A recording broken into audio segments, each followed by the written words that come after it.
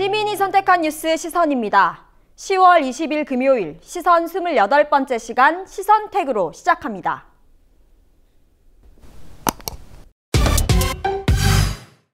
한 주 동안 일파만파 시민편집단이 주목한 뉴스들을 정리하는 시간 시선택입니다. 10월 셋째 주, 시민들은 박근혜 전 대통령이 등장하는 뉴스를 가장 주목했습니다. 다음으로 주목받은 뉴스 키워드는 이명박 전 대통령, 3위 자유한국당, 4위 국정원, 5위 다스입니다. 자세히 살펴보겠습니다. 법치의 이름을 빌린 정치보복은 저에게서 마침표가 찍어졌으면 합니다. 자신의 재판을 정치보복으로 규정한 박 전 대통령. 구속 연장이 확정된 뒤 법정에서 처음으로 입을 연 박근혜 전 대통령이 1위입니다. 얼마 지나지 않아 박 전 대통령이 구치소에서 인권 침해를 당하고 있다는 박 전 대통령 측 주장도 미국 CNN 보도로 흘러나왔습니다. 일파만파에도 관련 뉴스가 다수 선별됐습니다. 인권 침해와는 거리가 멀다는 서울구치소의 해명, 박 전 대통령의 구치소 생활은 특권 생활이라는 황선 전 민주노동당 부대변인의 지적, 인권 침해 주장은 박 전 대통령 조기 석방 프로젝트라는 노회찬 정의당 원내대표의 분석 등 대부분 박 전 대통령 측 인권 침해 주장을 반박하는 내용입니다. 지난 10여 년간 이명박 전 대통령의 실소유 논란이 끊임없이 불거졌던 다스. 이 전 대통령과 다스가 또다시 뉴스의 중심에 섰습니다. 다스는 누구 겁니까? 한 주 동안 일파만파가 이 질문으로 도배될 정도였습니다. 이 전 대통령이 다스 실소유주라는 의혹을 추적 보도해온 MB 전문기자, 주진우 시사인 기자의 인터뷰. 다스 실소유주 문제는 검찰 캐비닛 속에 그 답이 딱 있다는 박영선 더불어민주당 의원의 주장. 이 전 대통령의 아들 시영 씨가 다스의 협력업체를 설립 운영하면서 현재 편법 세습이 진행 중이라는 의혹 제기 등 주로 다스의 소유주로 이 전 대통령을 의심하는 내용이 많았습니다. 3위는 자유한국당입니다.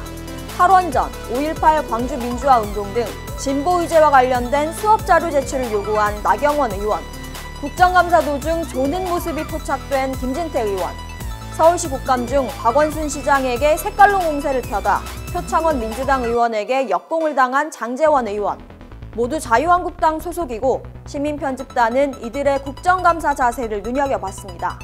4위 국정원. 국정원은 5주째 주요 뉴스 키워드입니다.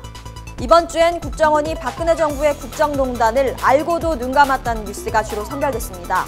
지난 2014년 국정원이 박근혜 정부의 국정농단을 인지하고도 은폐했다는 뉴스.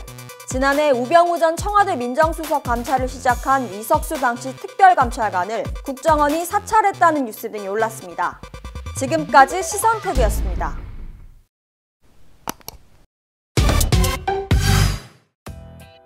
TBS 방송통신위원회 국정감사에서 TBS 교통방송 시사 프로그램이 도마 위에 올랐습니다. 더 정확히 말하면 김어준의 뉴스공장 진행자 김어준 씨의 정치적 편향성에 대해 문제를 제기한 것입니다. 지난 13일 국정감사에서 나온 말입니다. TBS는 교통과 기상 중심의 전문 편성 사업자로 뉴스와 대담 장르는 불가능하다. TBS는 친민주당 성향의 인사들이 아침 저녁으로 출연해 2-3시간씩 편향적 방송을 하고 있다. 언뜻 봐서는 보수 야당 측의 주장이라고 생각할 수 있지만 국민의당 김경진, 최명길 의원이 한 말입니다. 두 의원은 국정감사에서 TBS의 시사 보도 방송은 불법이라고 주장했습니다. 하지만 TBS의 불법성을 논하기 이전에 자신들과 국민의당을 먼저 돌아봐야 할 것입니다. 박지원 국민의당 전 대표는 두 의원이 불법이라고 주장한 방송에 고정 출연 중입니다. 이들의 발언이 있기 하루 전 박 전 대표는 뉴스공장에 출연해 TBS가 시사 뉴스를 할 수 있도록 김대중 대통령에게 건의했다고 말했습니다. 본인이 TBS에 시사 방송을 하게 만들어 주었고 지난 2013년 재허가 속기록에도 TBS는 뉴스와 시사 프로그램을 한다는 기록이 있다고 말했습니다. 박지원 대표뿐일까? 국민의당이 불법 방송이라고 주장한 뉴스공장에 국민의당 소속 의원들은 41회나 출연했습니다. 불법이라고 주장한 두 의원도 빠지지 않았습니다. 최명길 의원은 2회 출연했고 김경진 의원은 10회나 출연했습니다. 라디오 시사부분 청취일 1인 프로그램에 홍보를 위한 출연은 하면서 쓴소리를 들으면 불법 방송이라고 주장하는 겁니다. 그럼 이들의 주장처럼 TBS는 방송법을 어긴 불법 방송일까요? TBS 교통방송은 2014년 방송통신위원회로부터 교통과 기상을 중심으로 한 방송사안 전반에 관하여 방송허가를 받았습니다. 방송법에서 말하는 방송사안 전반에는 보도가 포함된다는 것이 전문가들의 의견입니다. 이런 무리한 TBS 불법 프레임을 국민의당은 왜 주장하는 것일까요? 나는 꼼수다로 유명한 김어준 씨의 진행이 불편해서일 겁니다. 이에 대해 김어준 씨는 방송에서 TBS가 불법이라고 하지 말고 차라리 저를 그냥 욕하세요 라고 말했고, 박지원 전 대표는 이 말에 답이 있다고 했습니다. 국민의당은 자신들을 비판하는 김어준이 마음에 안 드니 김어준을 잘라라 이렇게 이야기하고 싶은 게 아닐까요? 또 김경진 의원은 특정 당적을 가진 서울시장이 임명하는 TBS 교통방송이 정치 대담과 보도 프로그램을 하는 것은 법 조항에 위반된다며 조치를 요구했습니다. 김 의원은 또 법에 따라 당장 박원순 서울시장에게 과태료 3천만 원을 부과해야 한다고 주장했습니다. 현재 KBS 사장도 당적을 가진 대통령이 임명하는데 그렇다면 대통령도 과태료를 내야 한다고 국민의당은 주장할지 궁금합니다. TV조선은 국민의당 의원들의 주장을 보도하면서 올해 김어준의 뉴스공장에 대한 불공정성과 편향성을 지적하는 시청자 민원은 48건이나 제기되었다고 덧붙였습니다. 지난 2년간 TV조선의 막말과 편파 방송에 대한 시청자 민원 건수는 1203건이었습니다. 동PD의 눈이었습니다. 일파만파 속 뉴스 인물을 조명하는 시간 시선인물입니다. 시선인물 8번째 주인공은 안철수 국민의당 대표입니다. 일파만파 시민편집단은 안 대표의 입을 주목했습니다. 시발점은 지난 14일 전날 보수야당이 김희수 헌법재판소장 권한대행 체제를 문제 삼으며 파행된 국회 국정감사에 문재인 대통령이 유감을 표한 페이스북 글이었습니다. 이를 두고 안 대표는 그건 마치 트럼프 대통령을 따라하기 같다며 문재인 대통령을 이른바 트위터 정치에 빠져있는 트럼프 미국 대통령에 빗댔습니다. 다음 날도 안 대표의 발언엔 문 대통령이 빠지지 않았습니다. 과즉 물탄개. 논어에 나오는 이 말은 잘못을 하면 즉시 고치는 것을 주저하지 말아야 한다는 뜻입니다. 보수야당이 주장하는 헌법재판소장 조기 임명을 문 대통령이 사실상 거부하자 안 대표는 문 대통령이 과직 물탄개와 딱 반대라며 비판의 강도를 높였습니다. 비판적인 발언을 연일 쏟아내고 있는 안철수 국민의당 대표. 하지만 안 대표의 발언에 등장하지 않는 한 사람이 있습니다. 이명박 전 대통령입니다. 수사 대상자를 한정하고 하는 것도 정해놓고 하는 것도 아니다며 검찰총장이 이명박 전 대통령에 대한 수사가 가능하다는 뜻을 내비쳤지만 안철수 국민의당 대표 입에선 이명박 전 대통령을 찾을 수 없습니다.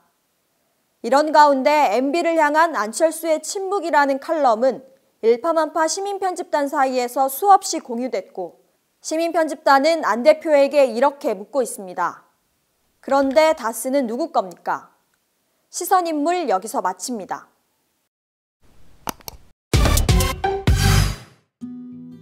다스는 누구 겁니까? 지난 10여 년 동안 이명박 전 대통령의 실소유 논란이 불거졌던 다스. 이 전 대통령의 다스 실소유 의혹이 또다시 제기된 가운데 온라인상에는 다스 실소유자를 찾기 위한 네티즌들의 무한 질문이 시작됐다.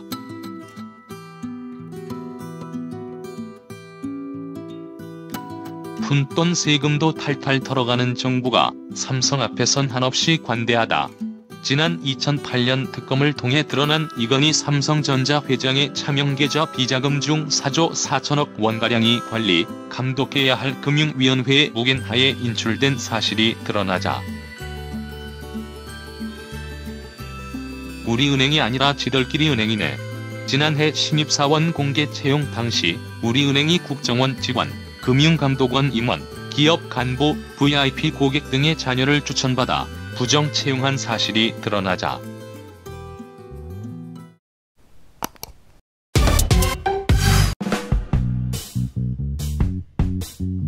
야, 또 그러세요? 왜 그러세요 지금? 세월호 특조위 때 것을 물어보면 거기에도 증언할 의무가 있는 건지 의문이 들고, 제 생각에는